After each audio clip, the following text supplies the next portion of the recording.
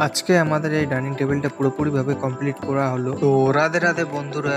আমাদের এদিকে কালকে প্রচুর পরিমাণে পড়েছিল বৃষ্টি। আর আজকের সকালের ভিউটা যা লাগছিল না বলে বোঝাতে পারবো না। আর এটা হলো আমার বাড়ির সামনের দিকটা। তো একটু পরে হয়ে যায় আমার কাজে যাওয়ার সময়। তোমরা যারা যারা আমার ব্লগ দেখো তোমরা তো জানোই আমি করি ফার্নিচারের কাজ। তো এই ডাইনিং টেবিলটা 4টা চেয়ার সেটের সাথে ছিল অর্ডার, হালকা একটু পল সহকারে, পুরোটা ছিল টিক কাঠের। তারপর আমরা ধরি আরো নতুন কাজ, ভিতর 4 ফুট বাই 78 ইঞ্চির একটা টিক কাঠের খাট। তক্তাগুলো আগের দিনই জয়েন দেওয়া ছিল, আর আজকে শুধু পায়াগুলো ভরিয়ে দিই। তারপর একটু পরে শুরু হয়ে যায় আরো বৃষ্টি। আমাদের এদিকে কমন ব্যাপার, বৃষ্টি পড়লে কারেন্ট যাবে, সে কারণে মনোজিৎ দা এখানে আছে বসি। একটু পরে বৃষ্টিও থেমে যায় আর কারেন্টও চলে আসে। এদিকে আমি খিল দিয়ে চলে যাই সেলুন দোকানে চুল কাটার জন্য। তো আমাকে রাত্রেবেলা এক জায়গায় যেতে লাগবে, চুল টুল কেটে চলে যাই আমি বাড়ি। আর এই যে আমার চুল কাটার স্টাইল। তো সন্ধ্যাবেলা আমাদের এদিকে কারেন্ট ছিল না, আর আমি যাব অন্নপ্রাশন বাড়িতে। তো দেখা হচ্ছে পরের ব্লগে, বাই বাই।